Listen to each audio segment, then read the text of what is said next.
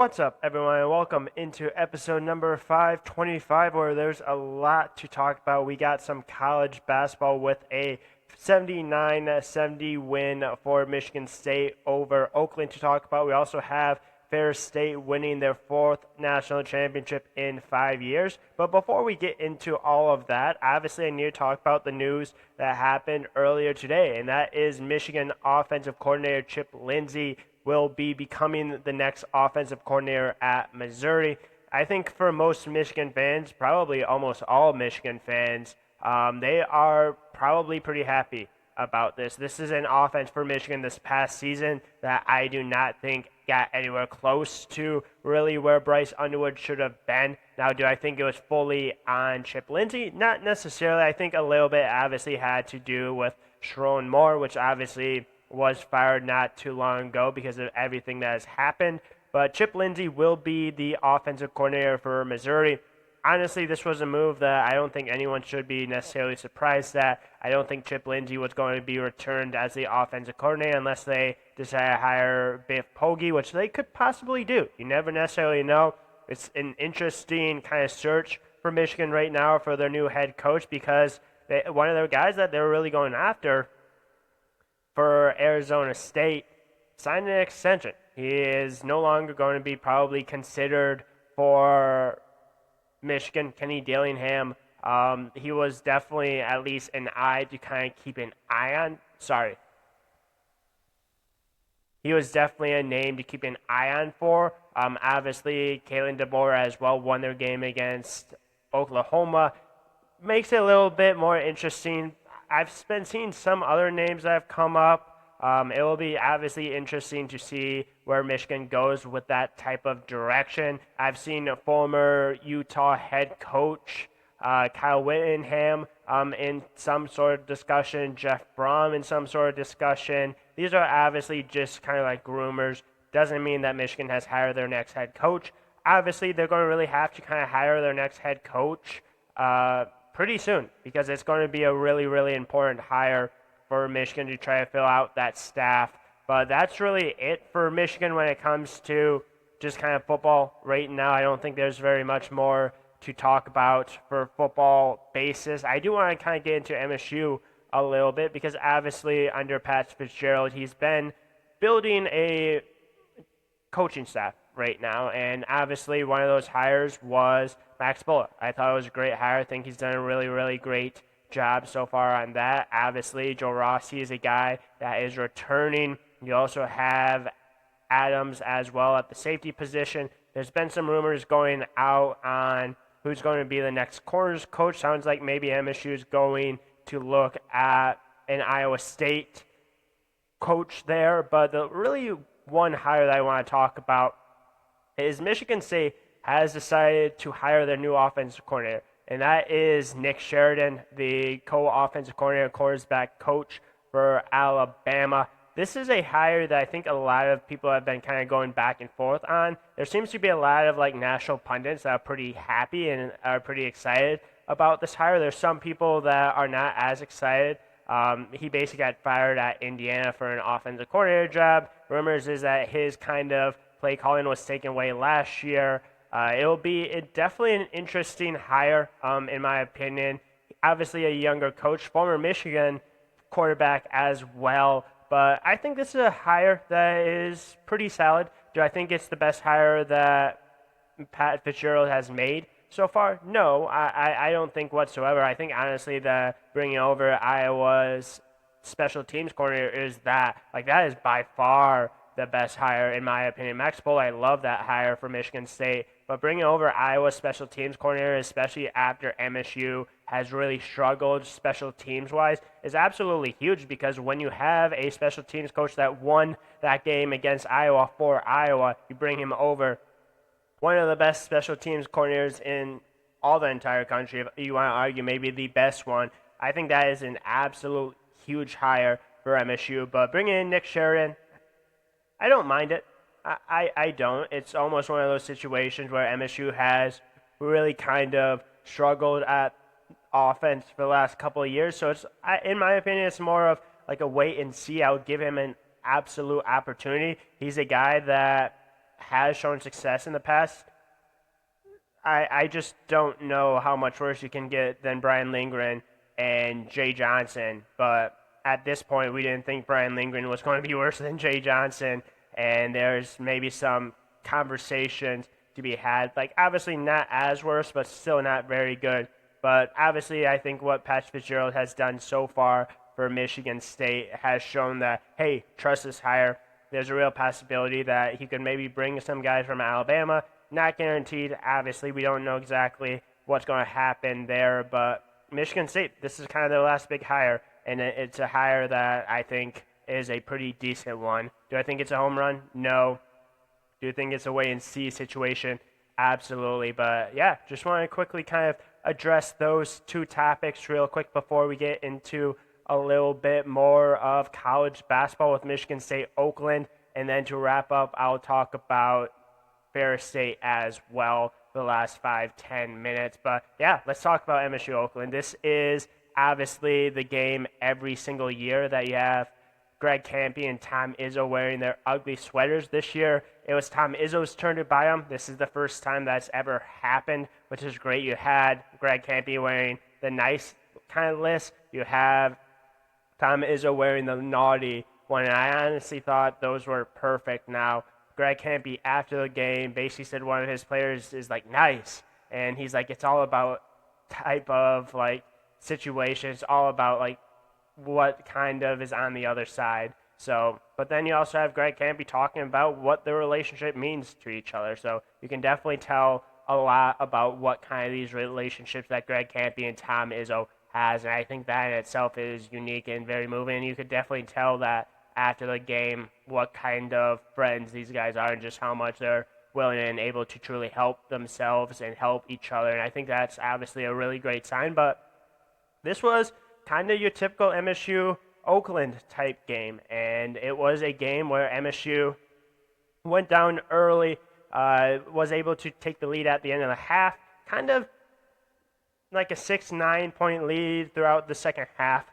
But I thought Oakland played really, really well, and I really actually like this Oakland team. I know Greg Kampe really likes this Oakland team. Tom Izzo praised them very highly in this Oakland team, and this is an Oakland team without one of their best shooters, and that is Nassim Ashar. He is out for the rest of the year due to injury. He's like 6'6", can be a really great shooter, but in this game, Oakland got plenty of not only good shots, but plenty of shooting in this game. You'll have to specifically mention, obviously, their point guard, which I think is really, really fun to watch. Brody Robinson, I thought he was great in this game. 13 points, 4 for 10 from the field, 3 for 6 from 3. Oakland shot 45% from 3, and MSU was able to still win this game by 9. This is an Oakland team that is very, very, very much a team that will be able to put the ball into the basket, and that's exactly what they did. You also have to mention a few other guys that played very, very well. I think Zaire Wells is a guy that truly kind of stand out. I also think you have to mention a guy like Michael Hoagie. He was great in this game, especially early on. He was not missing shots whatsoever. 5 for 10 from the field, 13 points. You also have to mention kind of the guy that I thought that MSU would want to truly kind of try to stop for the most part, and I think that's Taburo Nagivalara. Sorry if I completely botched your name. Preseason, All-Horizon MVP. Like, this is a guy that's supposed to win the Horizon Player of the Year, preseason Player of the Year. 18 points in this game, 6 for 11. I thought MSU actually did a pretty decent job on him, but he's a guy that hit 2 threes, went 2 for 2. That's something that his game has continued to expand. I think that's something that's going to be really unique for him as well. And then really the other guy I really want to talk about is Isaac Garrett. I think he struggled a little bit in this game, 6 points. This was an Oakland team that truly was kind of led by their stars, and that's going to be a lot of kind of what their season is going to be about. It's going to be a lot of their stars. But I think overall, Oakland played very, very well in this game. Obviously, kind of the schedule that they have truly really led Oakland to play some of the best teams in the country. You see Michigan, you see Houston, you see Purdue, you see MSU. And there's 2 of those games, Purdue and MSU, that kept it within 10 points or less at the end of the day. And it was a pretty solid performance from Oakland in this game. And I think MSU had some pretty solid performances as well. I think Cohen Carr was by far the best player for MSU. I thought he kind of struggled early on in this game, specifically at the beginning, kind of taking a few jump shots that he probably shouldn't have. But he really started to attack the rim towards the end of this game and kind of like the middle end of this game. That's really what kind of the Cohen Carr that I think MSU really needs in this one. 18 for 13, a career high 22 points, 7 rebounds as well. I think that's also going to be a key factor for MSU going forward is they really need to get Cohen Carr rebounding a lot more. 7 rebounds, I really like that. Carson Cooper I thought was great in this game as well. Only 5 rebounds, but 15 points, 5 for 7 from the field. Jackson Kohler just does Jackson Kohler things, 13 and 13. Is anyone truly surprised at this point? He's just a double-double machine. Jeremy Fears, I thought was okay.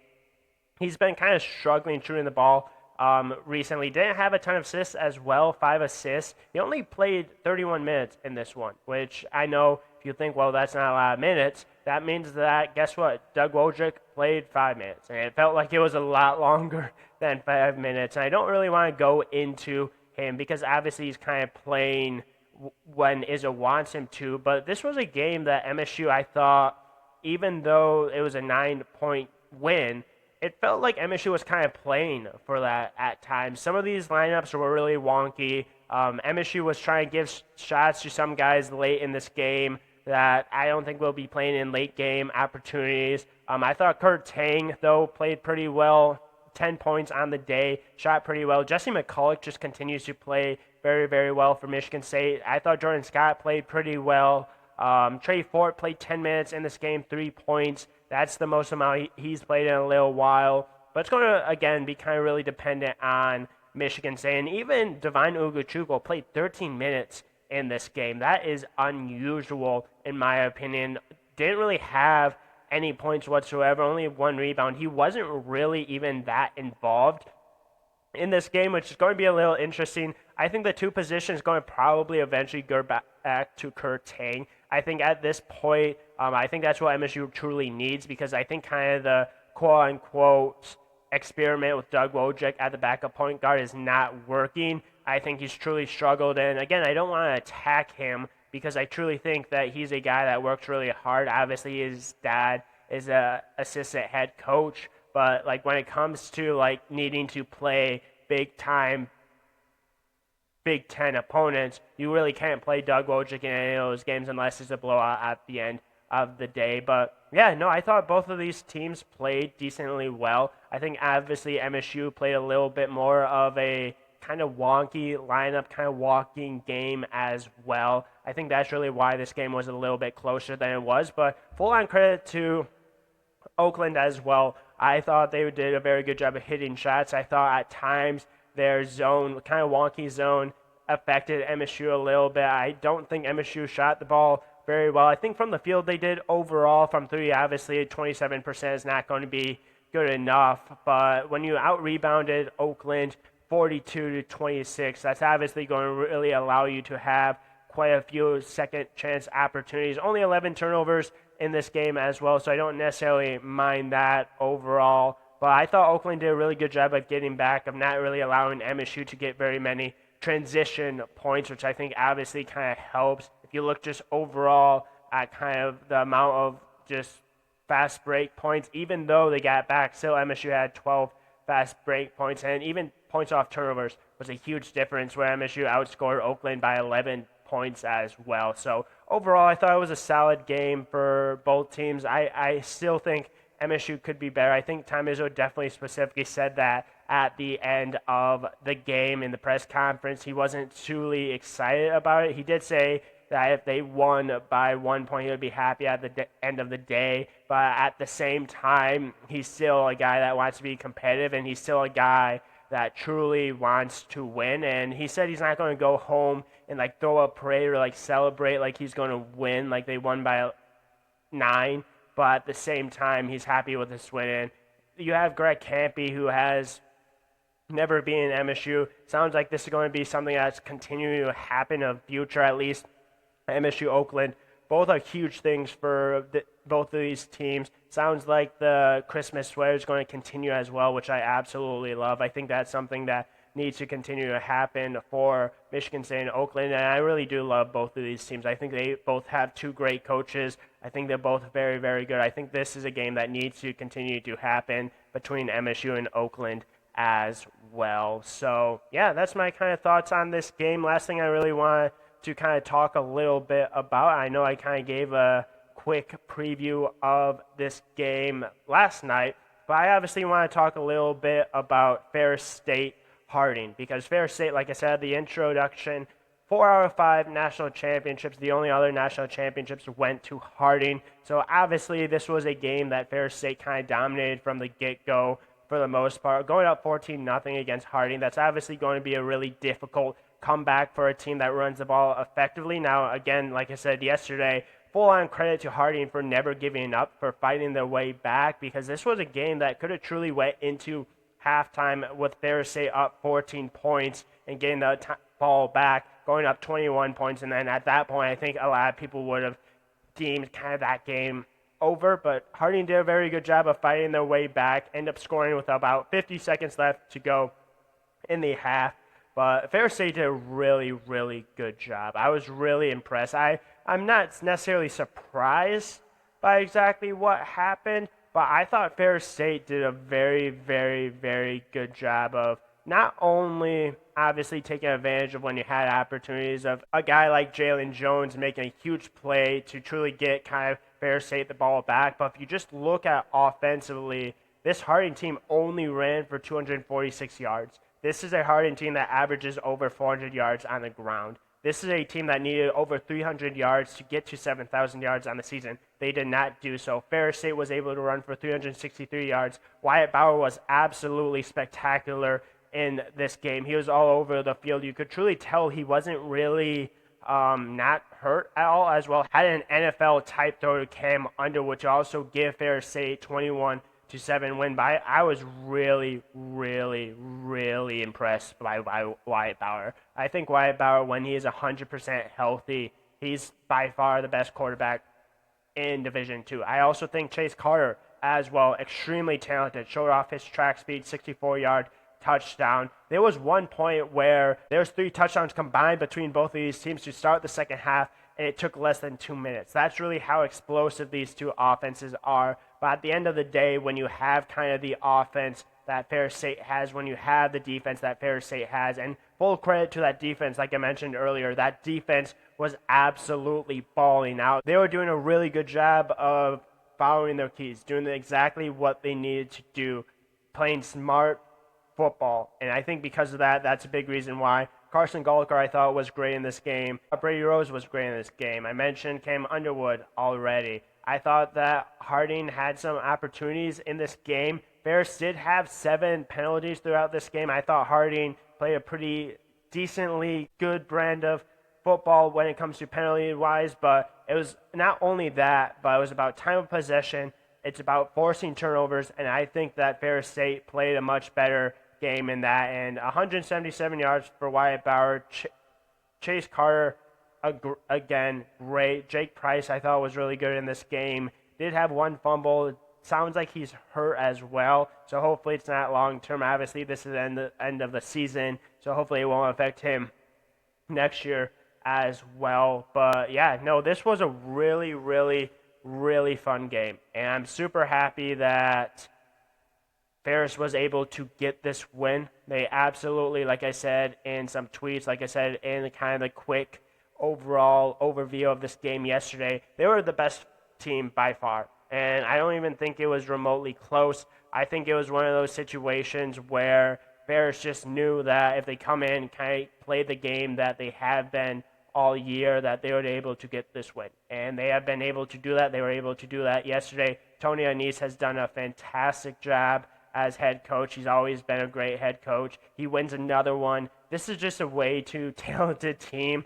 to not win a national championship. It really wasn't even ever really that close. Like throughout this playoff run, Ferris State dominated. They had games when they went down early, but this was just a very, very veteran team that was led by a veteran coach that understands that, hey, like even if we go down early, to not panic, to continue to do what we can do. And when it's a defense and it's offense that plays so well together, when it's a defense that forces turnovers when the offense struggles. It's an offense that continues to get going when the defense struggles. It's just a really overall good brand of football, a really connected team, a really great, just overall talented team that absolutely deserves to go back-to-back as national champions. And yeah, I'm really, really excited for them. Great team, great season for Ferris State. What a way to end the season. But yeah, hopefully I will have a Ferris State guy joining on here shortly. I'll kind of talk to him about a national championship, what it means to him.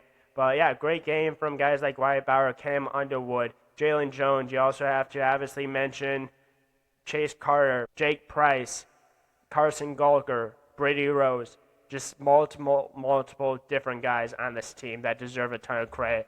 Great game, great national championship. And yeah, that's really it for episode number 325. Thank you for tuning into this one, and tune in to the next episode.